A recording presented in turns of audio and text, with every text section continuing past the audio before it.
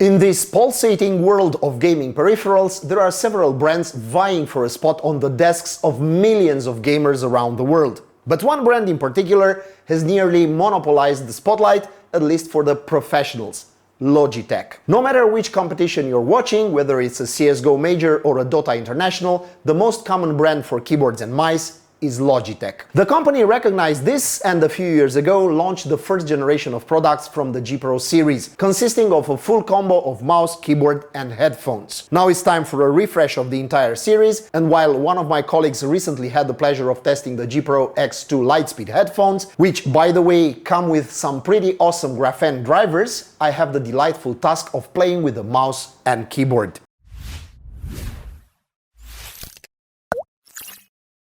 Given that we are dealing with two totally different products, I'll naturally treat them separately, but also collectively a bit later on. And let's start with the design and construction of the mouse. The first thing I noticed when I took it out of the box is that, at least on the surface, not much has changed, probably following the principle of not fixing what isn't broken. The mouse retains its iconic shape, the buttons are the same size, and the scroll wheel is similar to the previous Superlight version. Even the Teflon feet are as large as on the previous models, so where's the change? If this form, design and these materials are a tried and tested package, and for professionals, the target audience for today's product, a familiar and reliable mouse is more important than any new features or major changes, that doesn't mean that Logitech hasn't improved anything and just relaunched the same thing, because that's not the case at all. All the significant improvements took place under the hood. Quick, what brand do you think of when I say that? Did I guess right if I said Apple? I must be telepathic or something. After all, it's what's inside that counts, and that's where love comes from, right?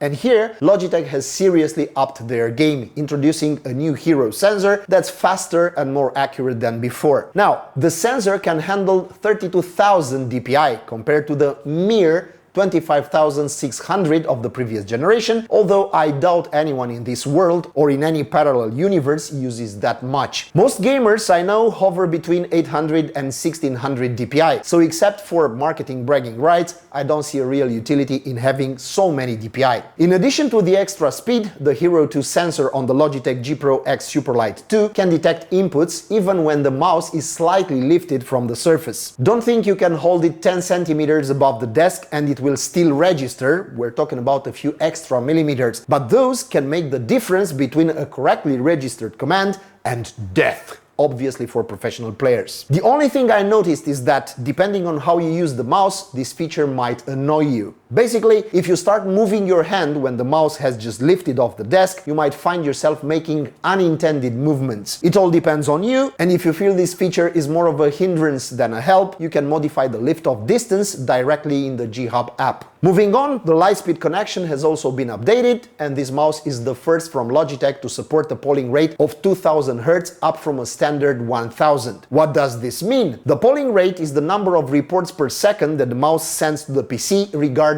its position. The more rates, the better, which means that the G Pro X Superlight 2 is the fastest mouse in the Swiss manufacturer's catalog. I tested the mouse in both modes, and it seems to me there's a difference between 1000 Hz and 2000 Hz. But for an average gamer like me, I don't think that'll make the difference between life and death in CS, for instance, though probably for real professionals the situation is different. The really cool part is that, starting with this generation of G Pro products, with a single dongle you can connect both the keyboard and the mouse, with the sacrifice that you will not be able to achieve a polling rate higher than 1000 Hz on the mouse, which is anyway the rate at which most gaming mice run. The last but certainly not least significant change relates to the switches used for the buttons. The Logitech G Pro X Lightspeed 2 now comes with advanced optomechanical switches designed to offer the best of both worlds. That is, the speed and accuracy of optical models with the tactile feedback of mechanical switches. And I must admit, it does a great job. The clicks are as crisp and satisfying as possible, and the action is registered instantly, so I have no complaints here. However, the force needed to press the buttons is slightly greater than on other models, and it will take some time to get used to it if you're familiar with lighter switches. It wasn't a problem for me, and I prefer the sound and feedback of these over lighter and more silent buttons. It depends on each individual, but it's something to consider. To top it all off, Logitech somehow managed to reduce the weight even more, from 63 grams in the previous model to 60 grams. The difference is not huge, and the old one was a darn light mouse, but as every gram counts in this segment, I can only appreciate the effort behind it. A tip I can give you is that if even these 60 grams seem heavy to you, remove the cover from the bottom of the mouse and you can save another 3-4 grams. Although the 3 grams that the manufacturer saved compared to the previous Superlight generation might not seem like much and probably aren't a reason for someone with the previous model to upgrade,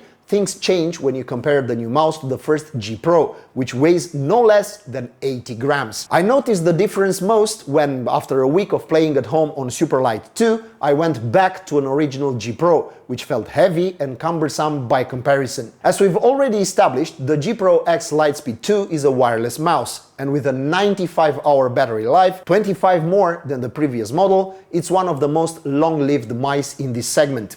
Interestingly, we also have support for PowerPlay, Logitech's mousepad that also charges your working tool while you use it, so you'll never have to touch a USB-C cable for charging, like ever. Alright, now that we've covered the mouse, it's time to turn our attention to the keyboard, which hasn't seen many changes from the previous generation either. The only true remarkable change seems to be that the keyboard is now wireless, but we'll discuss more about that shortly. Until then, the design is exactly the same as the wired model, and I'm glad to see that Logitech kept the multimedia control buttons and the volume wheel. These features are very useful and are found on most serious keyboards, so their presence here was somewhat expected. Otherwise, we're looking at the same extremely robust and well-built keyboard with a simple but effective design and a TKL or 10 keyless format. This means we don't have a numpad available, but myself and many others are willing to make this trade-off in favor of the additional desk space you gain. When it comes to use, I have no complaints. The Lightspeed connection is extremely fast and I haven't noticed any difference between this keyboard and the traditional wired one. Another novelty is that, as I said, now you can use both the mouse and the keyboard with a single dongle. A good thing if you don't have many free USB ports on your laptop or PC. The switches of the model I tested are brown, but red and blue are also available, and I must admit I'm impressed. As an avid user of red switches and nothing else, I was pleasantly surprised by how these feel. They are a true pleasure for typing, the sound is great, and the tactile bump helps you know that you've pressed the key hard enough, especially when you're typing fast. But that's not the purpose of this keyboard, and in gaming the performance is exemplary. I admit that I expected the specific tactile bump of the brown switches to mess with my senses a bit, considering I'm not used to them, but I've come to prefer them over the red ones, a statement I never thought I'd make. If you're gaming in a room where someone else is sleeping or working and you're avoiding the noise of the blue switches like the plague, you can rest easy because it's not the case here. Even if they are slightly louder than the red ones, the sound these brown switches make is pleasant and not at all annoying. Like the wired version, each switch on the keyboard can be removed and replaced, which is a huge plus in terms of reliability. Have a key showing signs of wear? No problem. With one click and 3 moves, you can order a new set of switches directly from Logitech's website and fix the issue at home without the need for an underwater welding specialist. Furthermore, there's no doubt that all keys are programmable, and the lighting can be easily adjusted in G-Hub. Now, I'd like to briefly discuss the software because regardless of how good the hardware is, faulty software can create frustrations and issues. G-Hub is undoubtedly one of the best of its kind in the market. Alongside Razer Synapse and Corsair iQ, I believe G-Hub is an even more reliable option. Over the years, I've always had at least one Logitech product on my desk, so I have plenty of experience with their software. And while there were times when the program didn't work properly, things have changed in 2023. Sometimes the application still fails to apply my configured macros and occasionally forgets to save my freshly made settings, but overall it works well.